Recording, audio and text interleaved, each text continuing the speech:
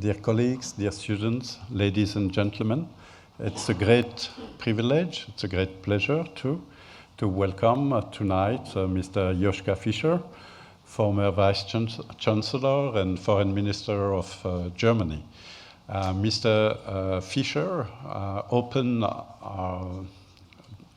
the academic year of the Graduate Institute a few years ago and left a very vivid memory to all those who were fortunate enough to listen to him. He was just coming back from a period as a visiting professor at Princeton University, and we immensely benefited from his analysis of the then current international situation. Today, he comes back after the 2008 crisis has in a way rocked Europe. And it is our privilege tonight to listen to his analysis of the Franco-German relationship and its role for the future of Europe, knowing that due to his experience and to his great analytical acumen, we will hear a lot about the current situation in Europe, not only from a Franco-German viewpoint, but from the most pressing issues that are currently affecting the future of our continent. So it's a great pleasure to welcome you tonight again, and I give you the floor. Thank you.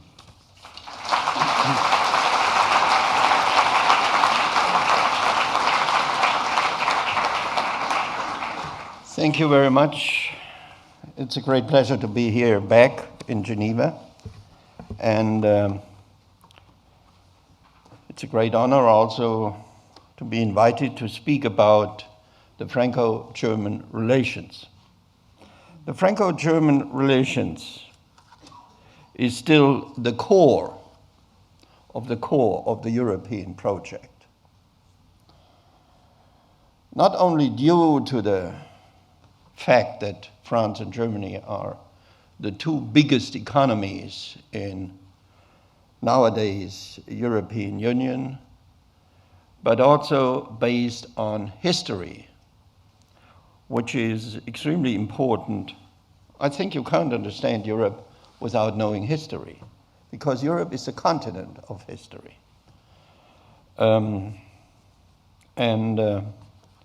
Therefore, let me start not with the present crisis, but some years before.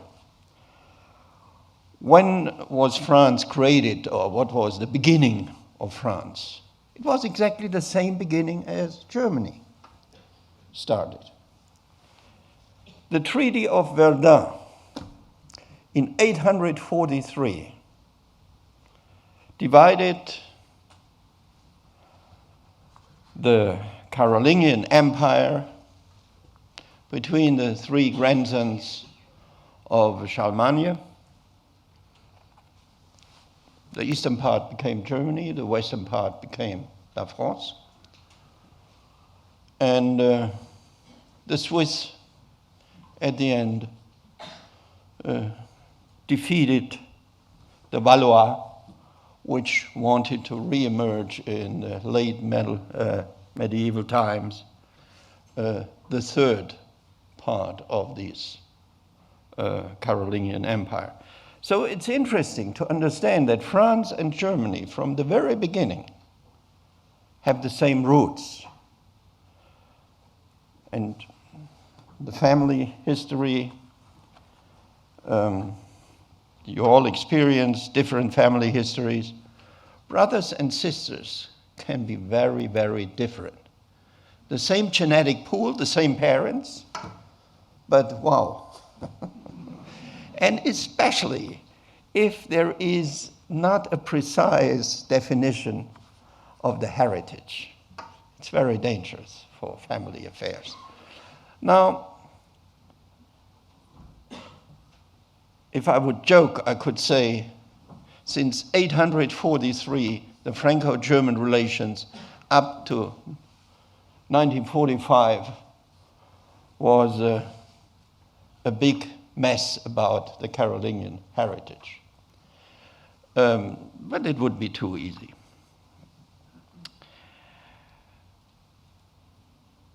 Let's look to modern history, to modern times.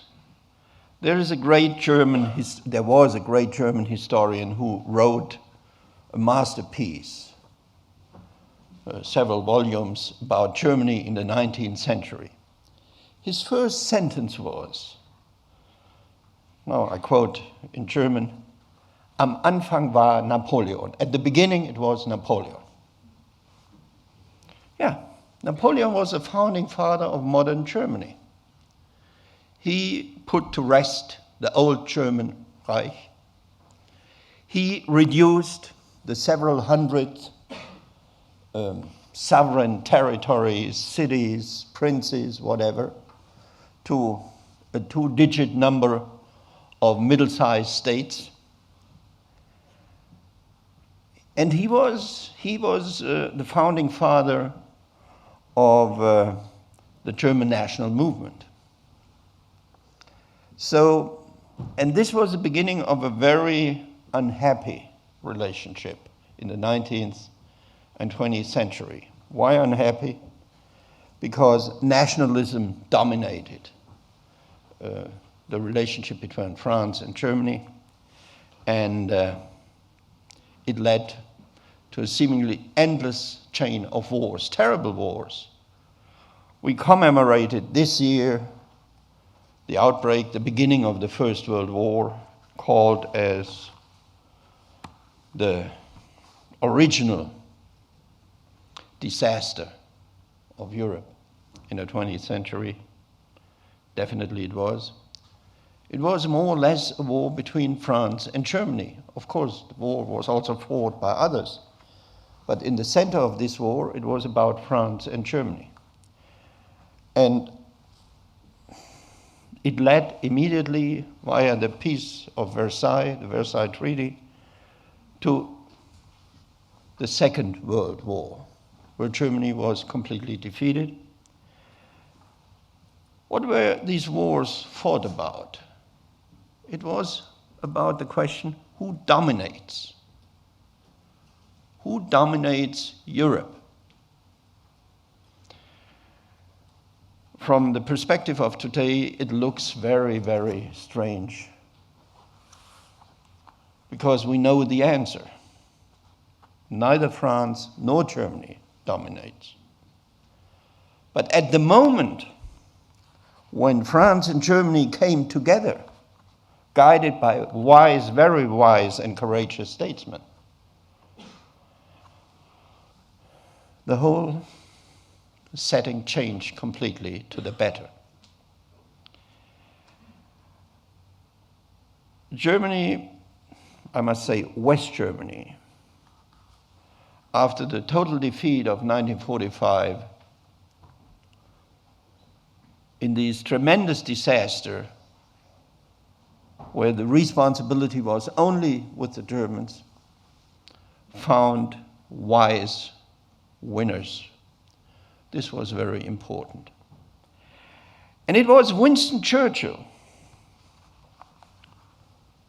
one of the greatest European statesmen of the 20th century, who gave a speech in Zurich, a very famous speech about Europe, in 1947, 2 years after the end of the Second World War, 2 years after Hitler and his terrible rule were definitely defeated,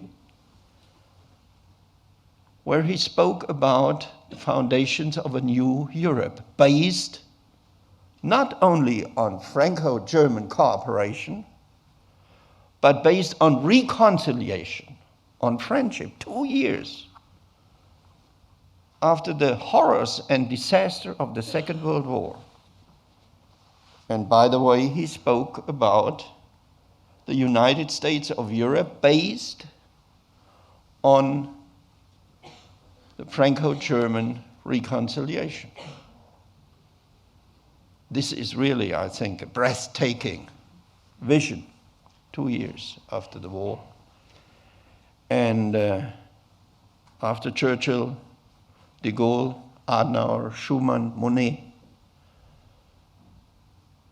went on with this idea. And it led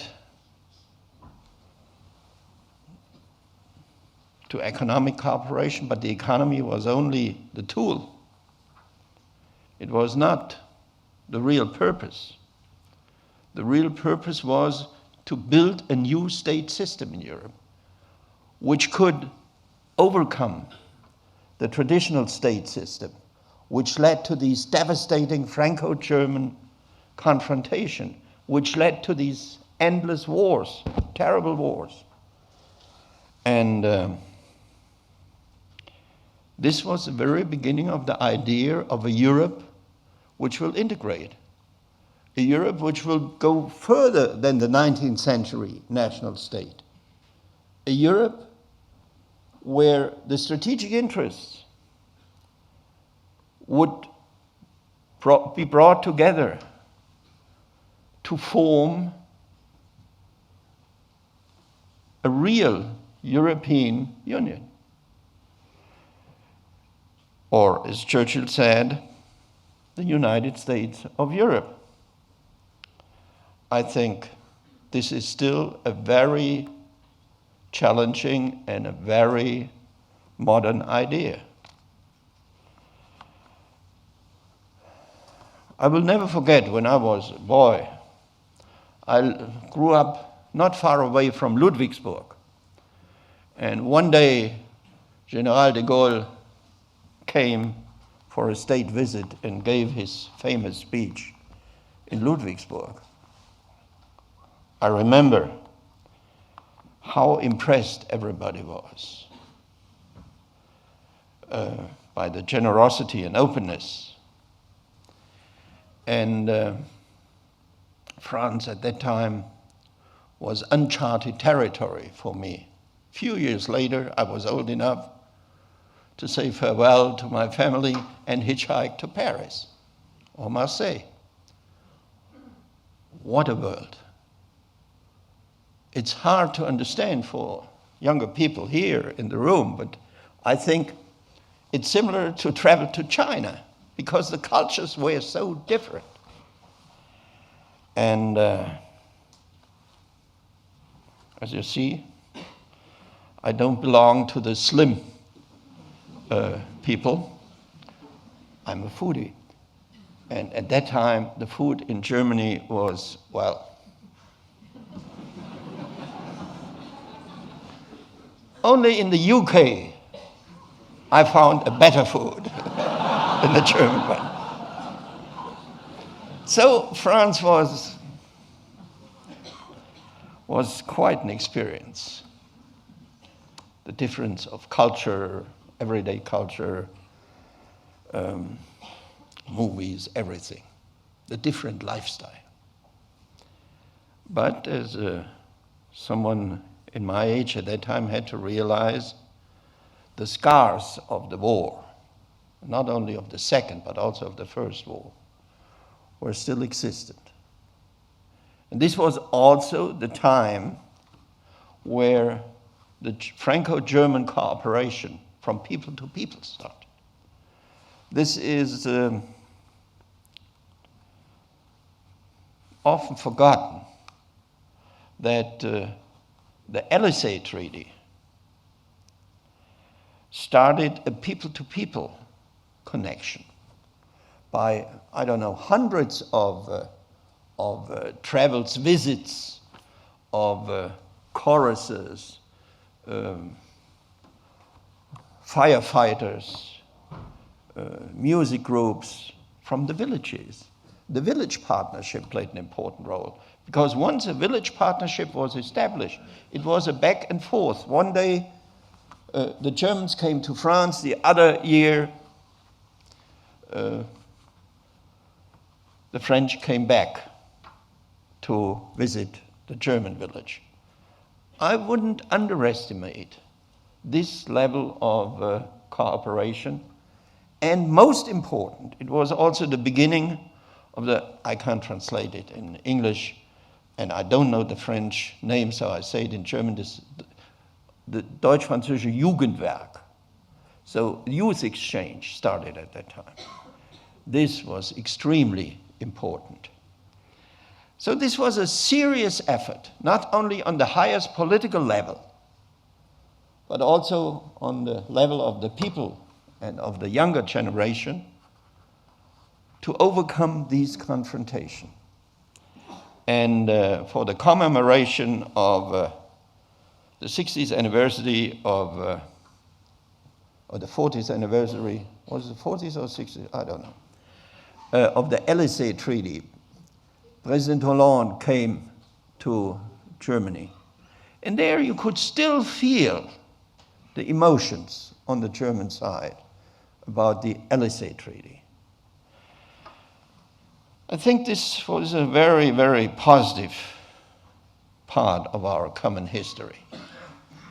And this was embedded into the development of Europe. And therefore, ladies and gentlemen, I think to understand the German-French relationship, or the Franco-German relationship, it's very important to understand that this relationship, even today, is the very foundation of the European integration process.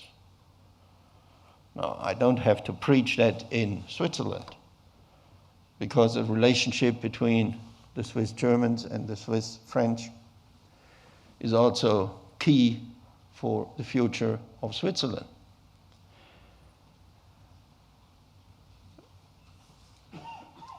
Germany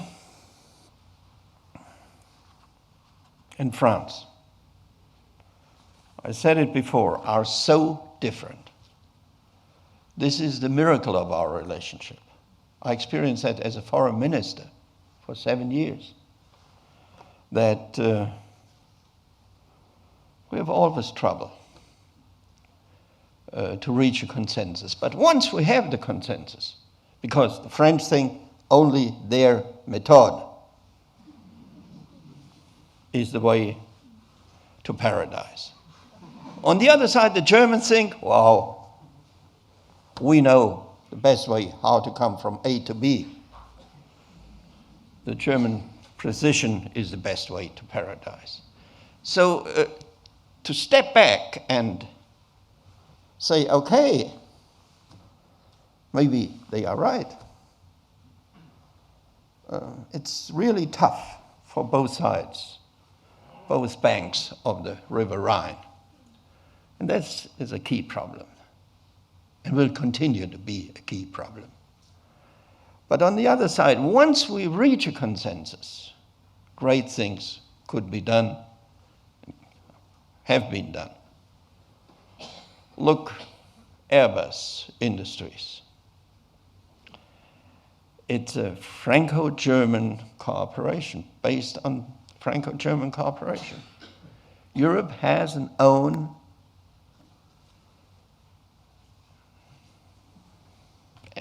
air industry. One nation would be too small for that. Others are belonging also to Airbus Industries. And this is an important element. The Franco-German relationship is not exclusive, it's inclusive. And it's in its best form when it is inclusive.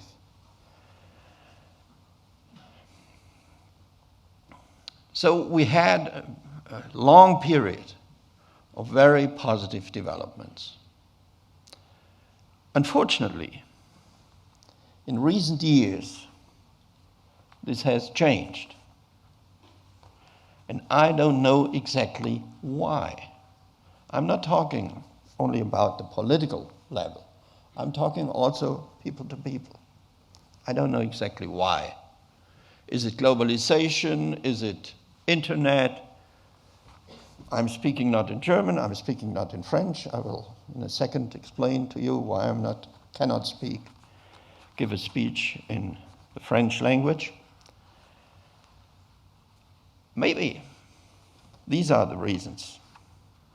I don't know. I missed the opportunity to learn French because I thought a good scholar must learn Latin. Now, I was neither a good scholar, I was a lazy student, so I didn't learn Latin, and unfortunately not French. That's a real pity, but I avoided that my son made the same mistake. I'm really proud about that I could convince him with peaceful means,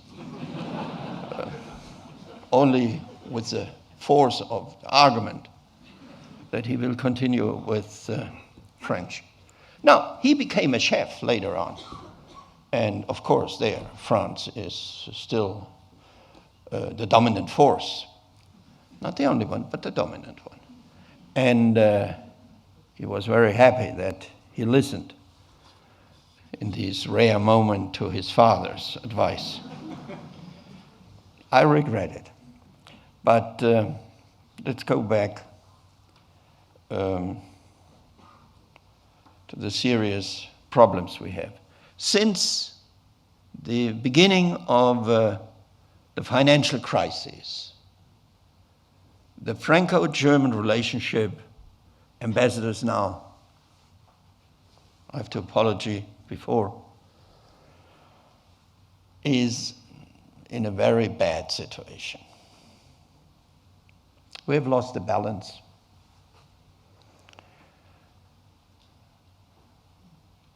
And there are reasons on both sides. Germany had its happiest moment in its modern history, November 9th, 1989, the night when the wall came down. But in the 90s and the beginning of the 2000s, Germany had serious problems. Because to digest reunification, it was the happiest moment, but on the other side, it was a huge economic and social challenge. Germany became, at the moment, at the logic second of reunification in the night of October the 3rd, 1990, poorer. And we had, at that time, huge challenges, also psychological internal challenges. It was not easy. And Germany had to focus more on internally on its domestic problems, way to overcome these domestic problems.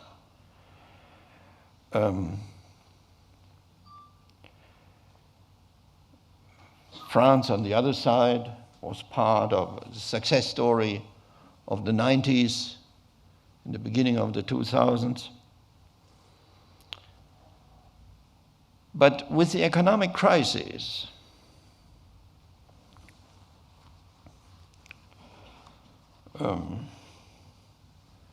it became obvious that Germany had digested reunification. This is now behind us.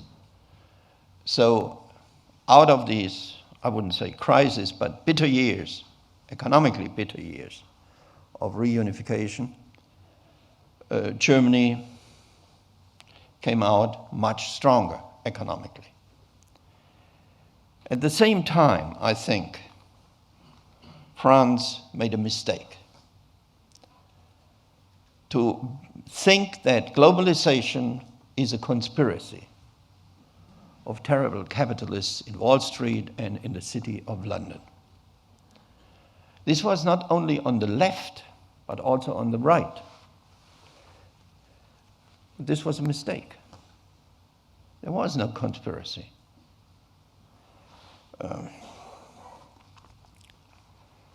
The rise of China is not a Wall Street conspiracy, ladies and gentlemen. It's a fact.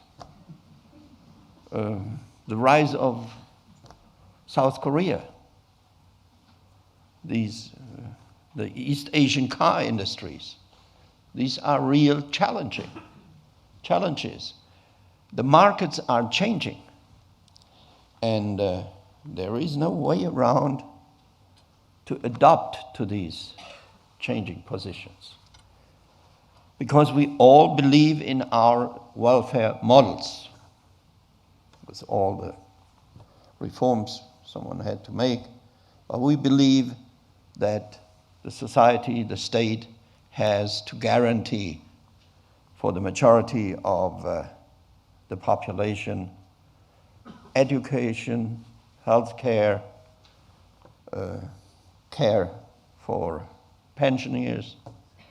This is a kind of European model. And it's very important for the stability, the internal stability of our societies. Therefore, to lose competitiveness means also to endanger this idea of a welfare state. We have to make the money which we can then invest in our welfare state. Without that, it's impossible to guarantee that. At the same time, we have a dramatic change, dramatic demographic change. Few young will have to pay a lot for many old. Allow me to say that. I'm on the old side. So the average lifespan of a man in Europe is moving across the 80s, close to the 90s. When I was young, the generation of my fathers, once I had a meeting with my former friends, colleagues from the elementary school. We talked about the parents. All of them, the fathers, have died before 60. Only one reached the legal pension age, at that time 65. For the mothers at that time, this meant that they have lost a lot of the pensions. Many of them, the majority, were housewives. They had no own working biography. So I think there was a cut of 40% once one part of a couple died. At that time, the pension system was affordable. But this is changing dramatically. And if we do not act to preserve the pension system, I think we will face a very serious situation. This is not a Franco-German problem, this is a European problem. That's everywhere. So from that point of view, we were forced in Germany during our government to move ahead with substantial reforms. And at that time, I think France missed the opportunity to do it.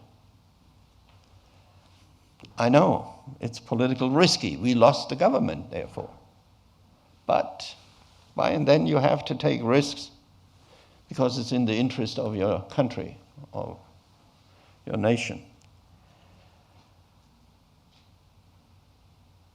And nowadays we are in a situation that France is in an economic complicated situation and Germany seems to be strong. This is a very unpleasant situation for the Franco-German relationship. I personally, by the way, don't believe that this will be forever. France will make its turnaround, but they will do it in the French way. They will not do it in the German way. It's not so complicated. It's not an idea where you will get the Nobel Prize, but it's a matter of fact. that it's hard to understand that we are different and we are acting in a different way with different historical, cultural backgrounds. Nevertheless, we should also stick to these different ways, to these different methodologies. So I'm really concerned about the present situation in the Franco-German relationship.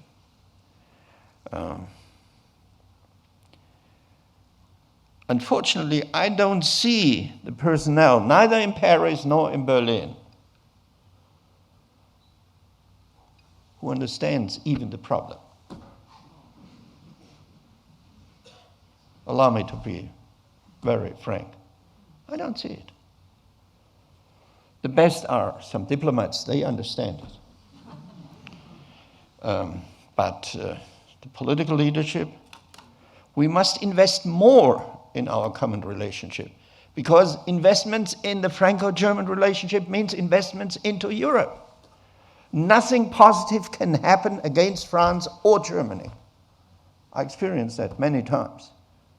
Neither France nor Germany is strong enough to dominate the European Union, but they are strong enough to block any progress, positive results.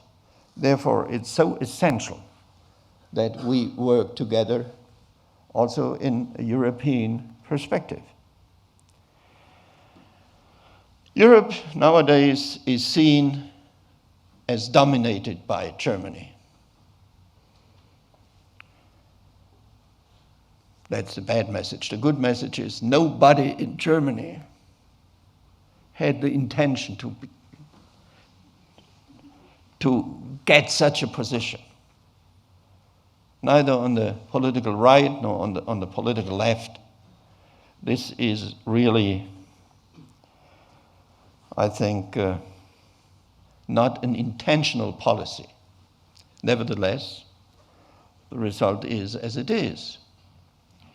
And many in the European Union think that the policy which was enforced mostly by the German government, an austerity policy, and this mantra of saving, saving, saving, debt reduction, is not the most clever thing, to say the least.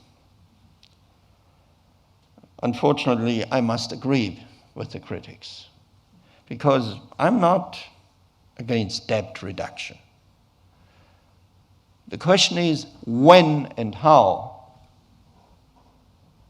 In the environment of a shrinking economy, where you have to make structural reforms and debt reduction, I think that's by far too much. You can't do both at the same time. When we started the reforms during the Schröder government, we violated the Maastricht criteria. Terrible sin for a German government. Why did we do that? Because we saw it very clear. This was a decision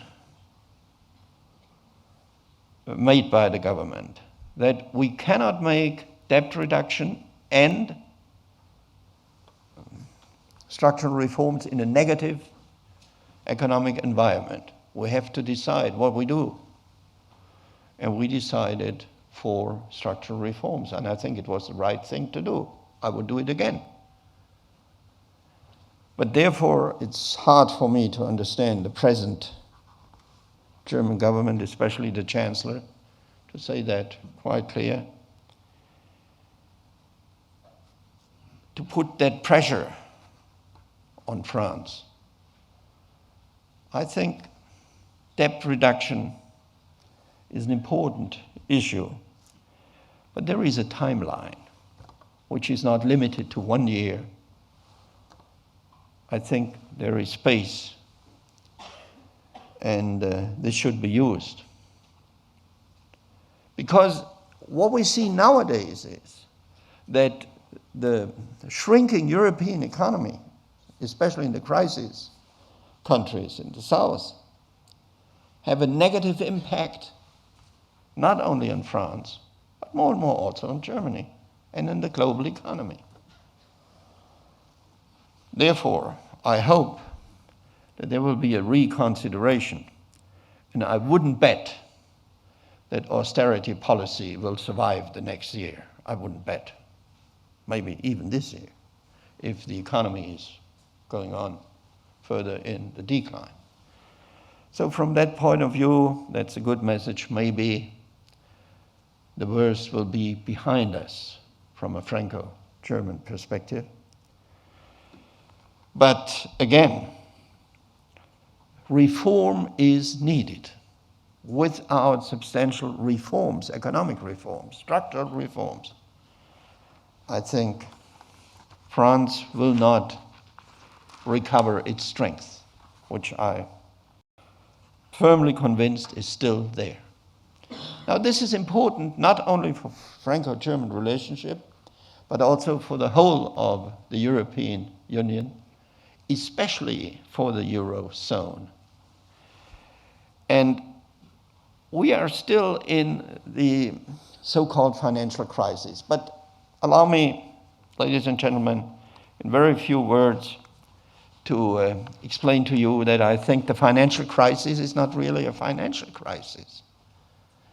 When in 2008, Lehman Brothers went bankrupt,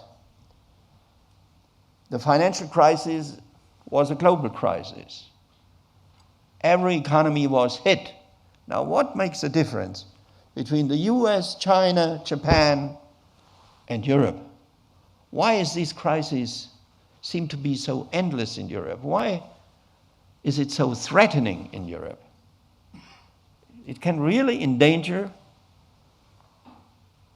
the European project as such. I never thought that it would be a serious question whether Europe could fail. Today, I must tell you, we were never as close to failure as today, because this crisis is destroying European solidarity.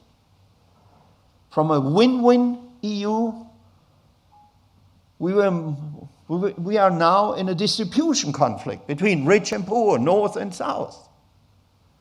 And this is destroying the European solidarity.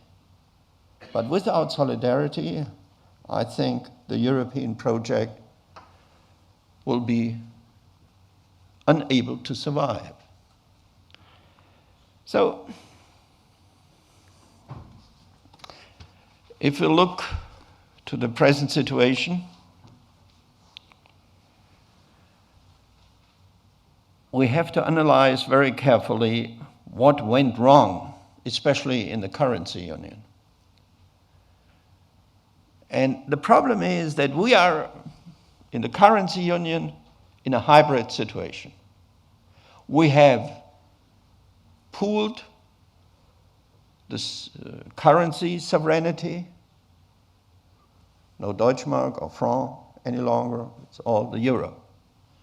We have a common central bank, but we don't have a firm political framework. We don't have it. Therefore, as long as we do not create a firm political framework, means political integration, the whole construction will continue to be unstable. And this is in the present environment, also political environment. If you look to the Mediterranean, if you look to the Middle East, Eastern Europe, Ukraine, Russia, in the present environment, this is not a good idea to preserve an unstable situation. So the alternative, ladies and gentlemen, is either to go back, means renationalization. That's exactly the idea of Marine Le Pen and some others. Or to go ahead, political full integration in the Eurozone. But I don't believe that the present situation is sustainable. What are the major obstacles? The major obstacles are the Germans and the French together. I agree, if you want to preserve a currency union, a common debt management will be unavoidable. And this will sooner or later lead to common bonds and so on. But, and I think a determined German chancellor can bring the majority of the Germans with him or with her. But, huge but, this will never happen without political integration. And this is the problem. The Germans have a serious problem to pool further the sovereignty which will control the money, because they think that's a kind of expropriation, and we don't like that. The French are more relaxed about that. But the prize for France will be to pool political sovereignty. This is the French challenge. The German challenge is to pool more of the economic sovereignty, means to Europeanize the money.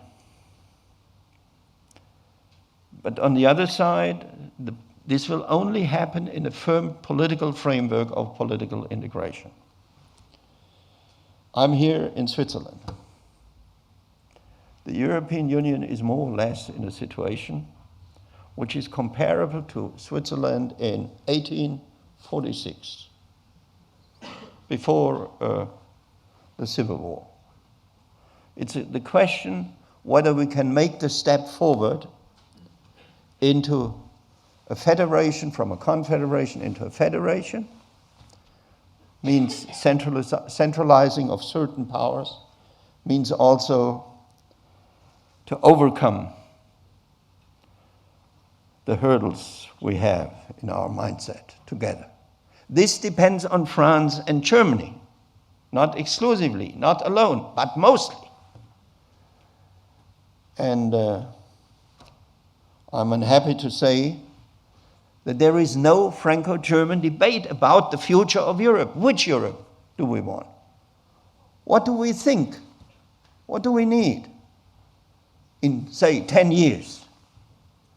What will be our expectation or analysis about the global framework? What must be our role in defending our common interests? And this is the major challenge of the Franco-German relationship today.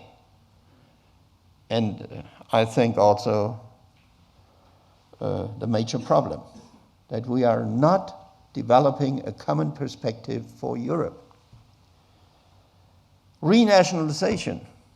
Do you seriously believe, ladies and gentlemen, that in the 21st century, dealing with China, Brazil, India, whoever, with these rising XXL powers, with an America which is more and more focused on itself, who cannot and will not continue with the traditional role, that someone else than ourselves will defend European interests, and that the old-fashioned 19th century nation-state can do that?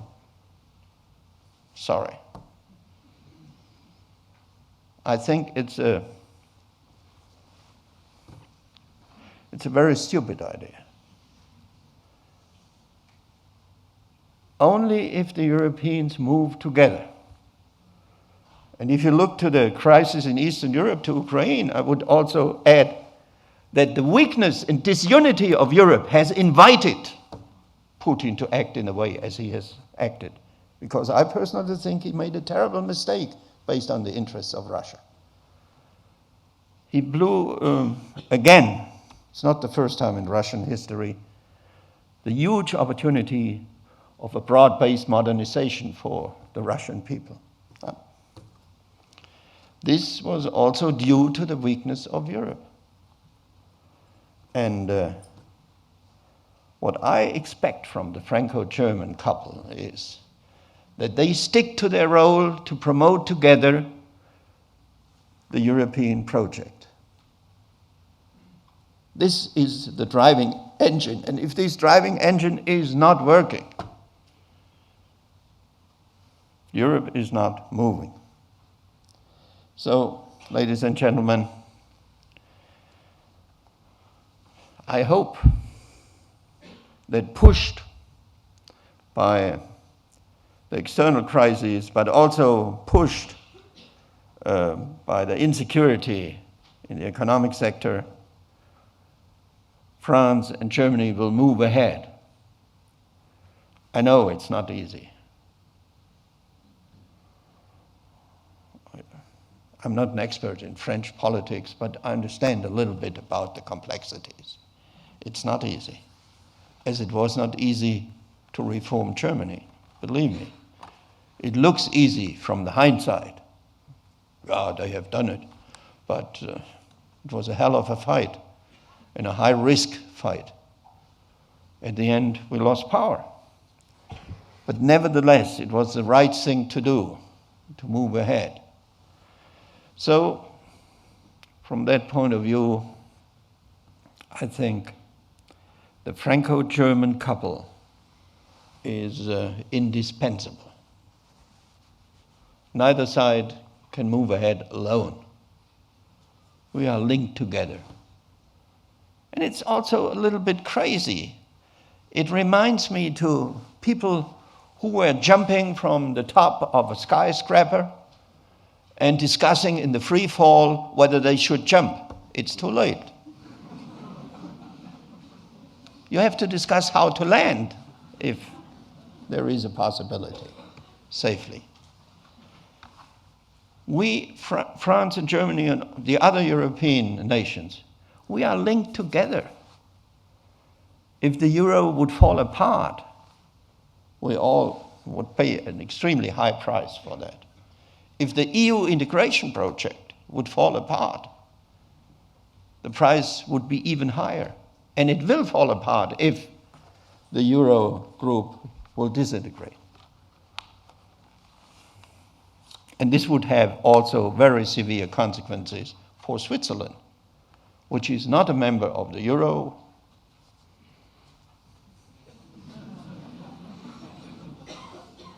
$1.20, this is the exception, which is strictly against any European perspective, which is doing a lot for the common European reality. But even Switzerland would be hurt violently by a disaster of the European project. Don't forget that. Because you live where you live. You are in the center of the European Union, whether you like it or not. And how this project will develop or not develop, will disintegrate or be a success story, it will be extremely important for the future of Switzerland. I think even in the midst of the night, Mr. Blocher will agree, alone in his bedroom. But I don't want to talk about Switzerland, I want to talk about the Franco-German couple.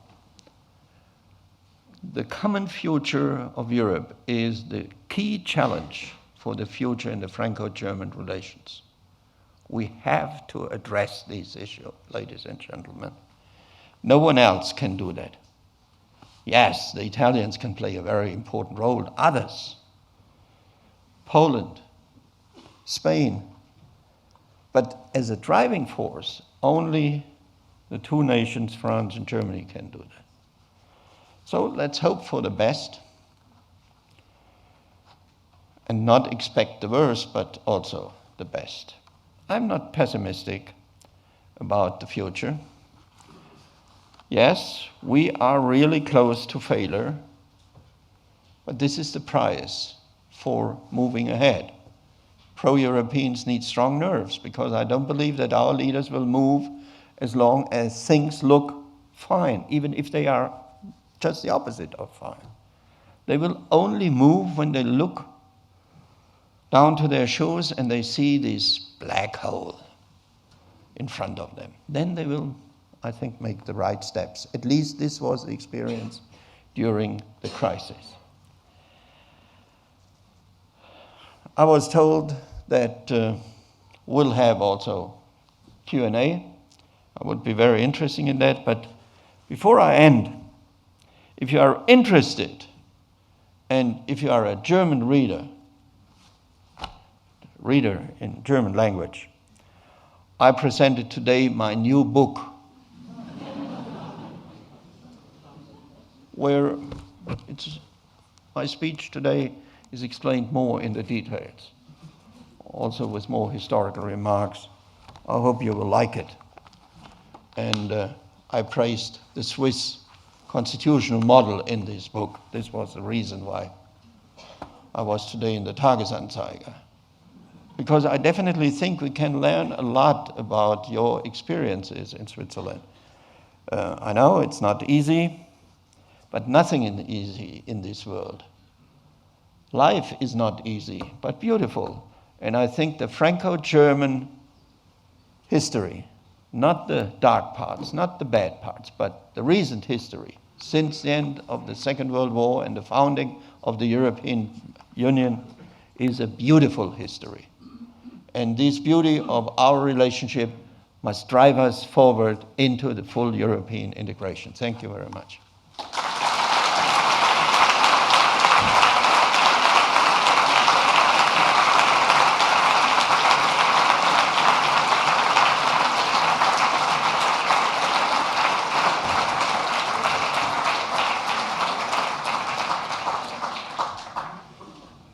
Thank you so much for your lecture. The title of Joschka Fischer's book is Scheitert Europa? Will Europe Fail? And I think your lecture fully conveyed the extent of your preoccupation about the future of Europe.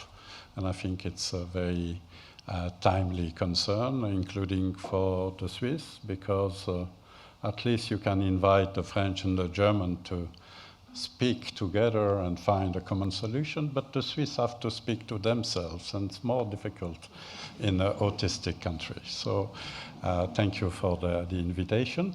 I give the floor to the audience for questions here first. Maybe short questions, short answers. I'll try my best. Thank you very much. Tilman Liebert is my name, Spanish, German, European, I would consider myself. Thank you very, very much for the visionary speech. Didn't expect anything less. You called the French-German duo the EU engine. If we call them the engine, then the engine room of the European Union is surely the European Commission. And I would be very much interested in your views of the incoming Commission. There were high hopes. There were also disappointments. And maybe more broadly, I would be interested in your views on the shift of power, of balance between the European institutions in the last years since the outbreak of the crisis, and what this means for the federalist project, which we shouldn't lose out of sight, even in difficult times. Thank you very much. Well, I can't give a short answer on that, because that's a hellish question. I don't believe that the Commission are the engineers for the machine. I believe more in the heads of states and government. And if I would have a free wish, I would say, let's make from the heads of states and government, let's transform the Council into the European government. Why? Because it's a question of legitimacy. Once you start really to integrate, legitimacy is the key element, at least in a democracy. And I don't see, it was a good step with Juncker and Schulz as leaders of the socialists and of the conservatives. But did that really create legitimacy beyond the Brussels Beltway? I doubt it. I doubt it. It's not their fault. But legitimacy, in Europe, we are diverse. And you can't present someone who came from heaven or from the airport, which is more or less the same, who is not speaking to you in your language, who must be translated. I made a lot of election campaigns, but I can't make election campaigns being translated. And even if it's a linguistic genius, he will never speak all the languages of the European Union. So for legitimacy, for reasons of legitimacy, you will need the nation states, because people feel at home in the nation states. It's their tradition, their language, their political culture. Therefore, I think we must reconsider the relationship between the nation states and Europe as federalists. I also think the European Parliament has also a legitimacy problem. And we should think about whether we could construct a second chamber based on the national parliaments. I learned that in the financial crisis, because suddenly, because the national parliaments have the budgetarian sovereignty in their hands, and they won't give it up for the time being. I don't see that. They played a key political role, a European role. So the French were discussing in the Assemblée, the Germans in the Bundestag, but they are not confronted with each other. I think this is also an element we should reconsider. And therefore, I don't see that one day heaven will send its miracle to earth and the Commission will have legitimacy. The Commission is seen in the majority of the member states as a European Parliament as a technocratic institution. And one of the problems is of the present EU, it's always said it's non-democratic. Nonsense. Of course it's democratic. All the elements of the present EU are fully legitimized by democratic votes. But there is a feeling of the people that this is far away. These are technocrats which are not bound to the will of the people wherever it is, in France, in Germany, in Estonia, wherever. That's far away. And to overcome this distance, you must, I think, bring the legitimacy from the nation states with you to Brussels. Therefore, I have a slightly different view about the future. But if you are more interested, read my book. Hello. Thank you very much for your very inspiring talk, Mr. Fischer. I have two short questions. One is, what role does the United Kingdom play in the integration process of Europe? None. None. Sure. A negative one, question mark? Okay. And the second one is, how important are the personal relationships between the head of states of France and Germany? Well, for the United Kingdom, it's a pity, but I can't change it. It's the free will of the British people. So I would prefer a strong pro-European United Kingdom because it would strengthen Europe. But let's be realistic. In the present circumstances, there is no role of the UK because the UK prefers to put itself beyond the sidelines, opt out. Well, and the second question I didn't understand acoustically. The importance of the personal relationship between the heads of states of France and Germany? That is my question. Well, personal relationship is always important because it makes business easier. That's it. But there is no German chancellor and no French president who can ignore the reality of these strong, long-standing, and very positive and extremely important relationship. I experienced that. When I became foreign minister, my boss was Chancellor Schröder, and he was at the beginning, I must say, a little bit Eurosceptic. And he had gave some interviews which were, well, not very constructive. So I told him, I said, you can think what you like. Maybe you shouldn't talk what you like. But think you can do what you like. But I promise you, as soon as you will be in the office, you will be driven by the sheer force of the interests into a relationship, into a positive relationship with our French partner. And Chirac treated him really terrible at the beginning. I don't want to go too much into details, but he treated him really terrible. We were few months in the office, and then we became the presidency of the European Union, and we had to negotiate the European 7 years budget.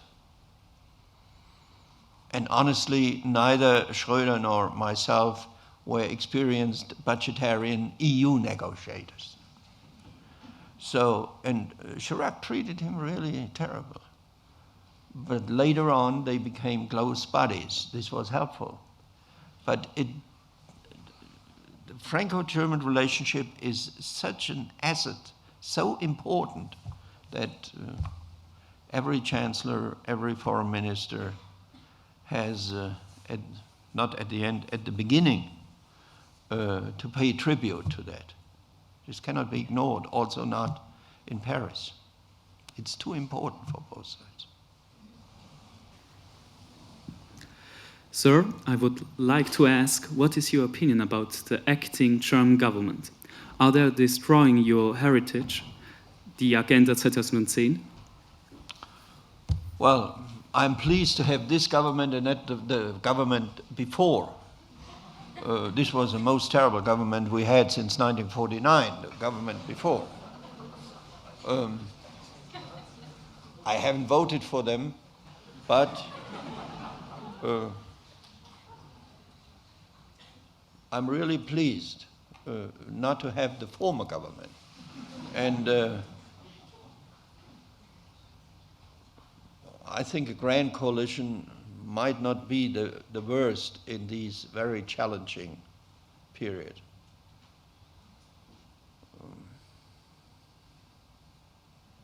What shall I say? I can't say that we have the best government ever. I can't say. But I think they stick to the European course. But it's not only a question whether you stick to the course, how much you will invest in European integration is the question. And there, unfortunately, I think neither in Paris nor in Berlin, they think they should invest heavily.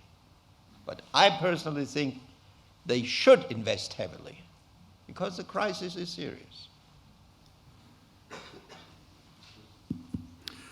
Mr. Minister, I think you are a great statesman, and I think you are one of the more modest statesmen that Europe has had. You have not mentioned a single time your contribution with the speech in Berlin that launched the process towards the European Constitution, the Treaty of Lisbon. But what went wrong that can be corrected in your sense, giving this new legitimacy? Do you mean there should be a revision of the treaty, or what can be done? First of all, I don't like to quote myself. I hate these old guys who are always telling you how great they were when they were younger. Secondly,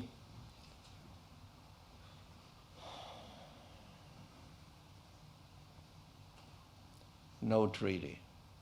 We have enough treaties. And you need all 28, according to the Lisbon Treaty, if you want to have a treaty change. And you won't get 28 for political integration. So I think we must go back to the avant-garde model, or the core. But you can't say core. I mean, the currency union are, how many? I think 17 or 18 members in the meanwhile, and they are growing. If the majority is acting in such a direction, you can't say this is the core. Therefore, I prefer the concept of the avant-garde. Europe's destiny will be decided by the currency union. This is the avant-garde because these nations have invested real sovereignty into the common project. And you can do it outside of the treaty.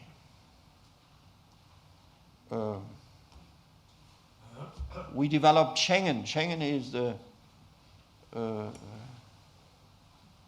treaty which abandoned border control, and thank God now Switzerland is also a member of this agreement.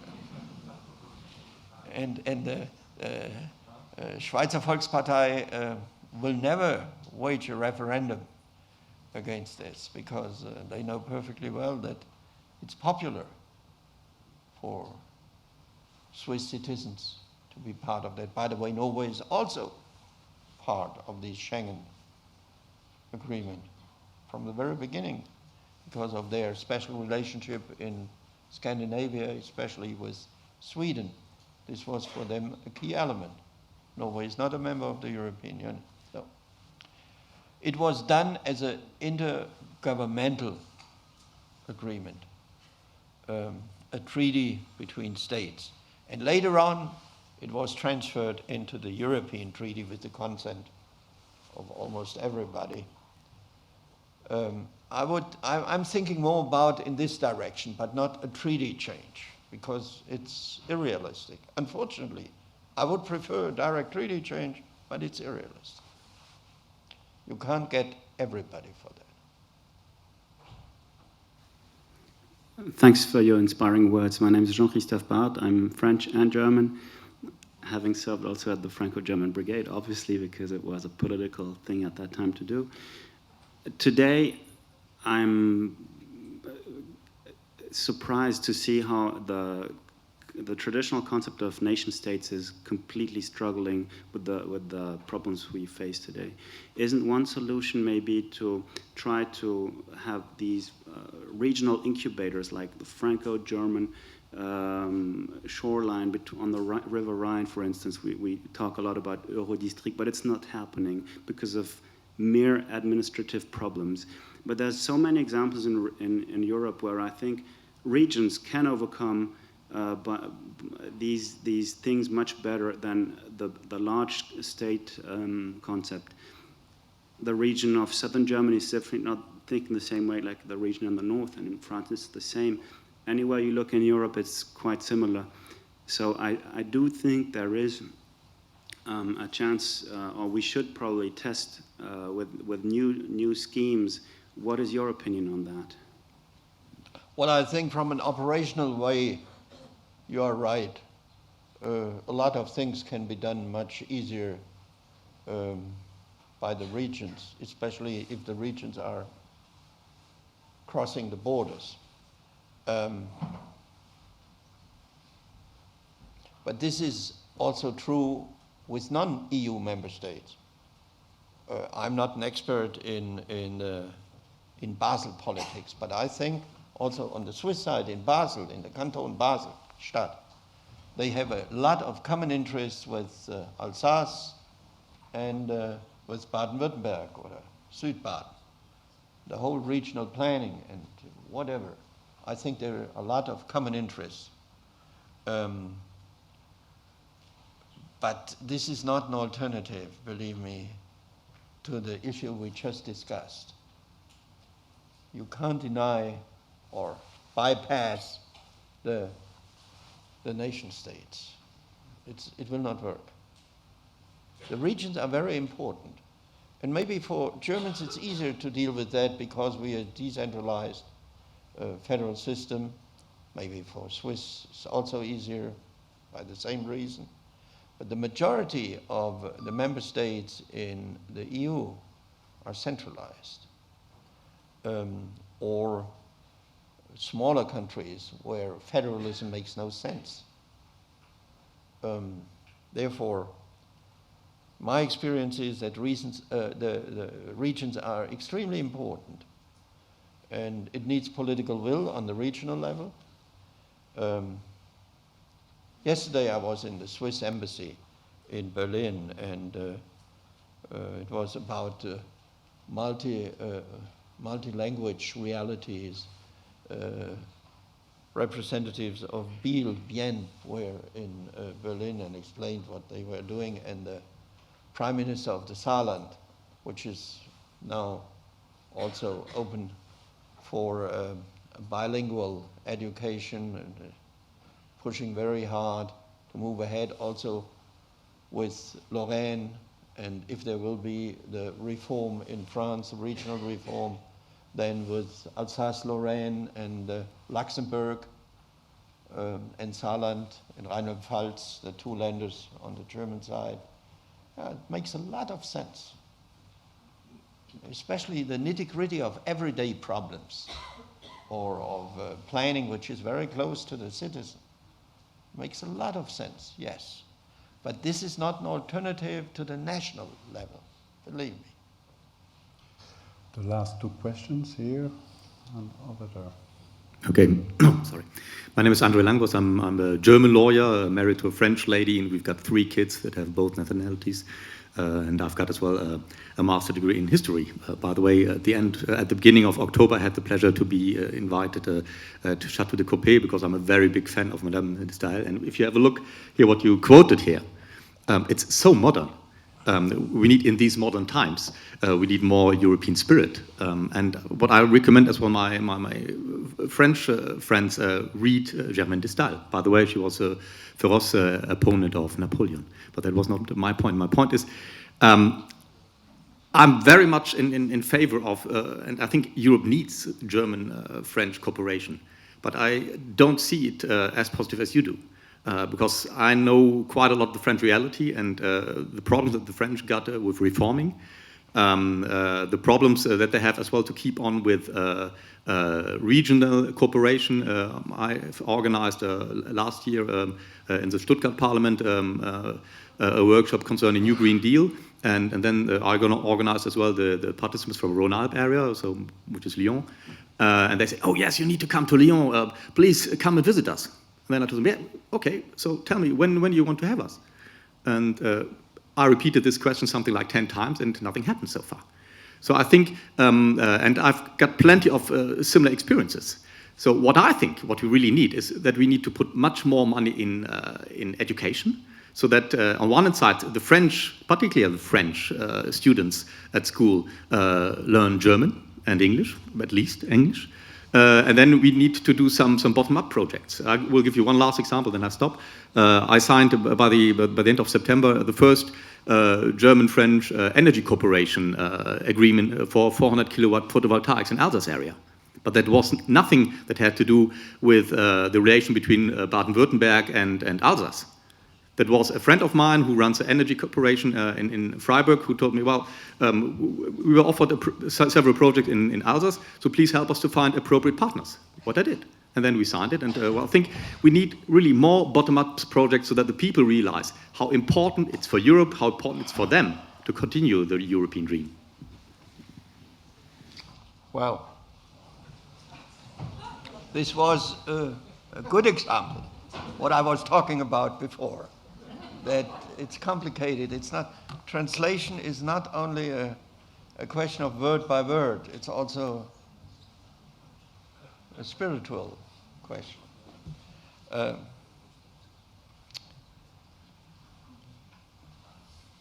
Maybe you were too German for the French.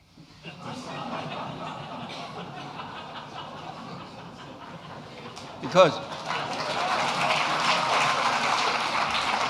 if I would have been invited to Lyon, I wouldn't have asked when should I come. I would have told them, oh great, so reserve enough time to meet the nicest restaurants in Lyon. And then we can talk business. Because Lyon is really good. Really good.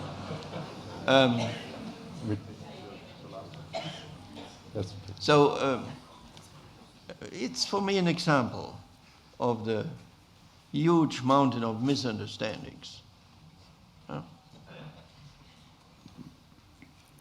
But all in all, it works. I mean, it was not easy. Here are some diplomats, ambassadors. It's not easy to work with the French side, but we were doing it and are doing it on a day-to-day basis. It's not any longer the embassy in Berlin or the embassy in Paris. There is the phone between the relevant ministries, at least in the foreign ministry. This is a day-to-day or hour-by-hour cooperation in certain moments. If a summit must be prepared or a common position must be discussed, it works. But there are differences, of course. You have to understand it. Well, my experience is that for many French, especially in the political and cultural elite, Germany is still a mystery, which I can't understand because I don't see a lot of mysteries in Germany. I think we tend to be more boring than mysterious. So, Sophie Müller, also from Germany. I would like to turn away from Lyon for a moment, although it might be difficult, and turn to the east, because you've just mentioned Poland in one sentence, and I was wondering what could be the role to add some fuel to the European engine, or actually work as a substitute or complementary. Thank you. Well, first of all, before we talk about the role Poland should have, allow me to underline the huge success story. Poland is a huge success story today. It's a fantastic development. And I remember very well in the early 90s, many in Germany and in Western Europe were talking about Poland as many are talking about Ukraine today. They will never make it, it's impossible, and so on. And look to the facts today. It's fantastic. And I think Poland can play and will play an extremely important role in the European Union as the economically strongest new member state and Eastern European member state.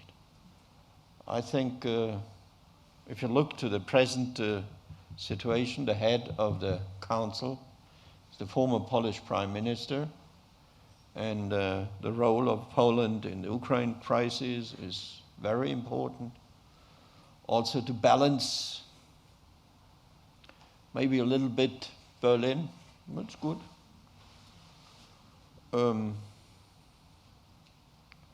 So from that point of view, I think Poland will be a key element for the future of Europe. And by the way, Poland is the country with the biggest support in polls for the European project.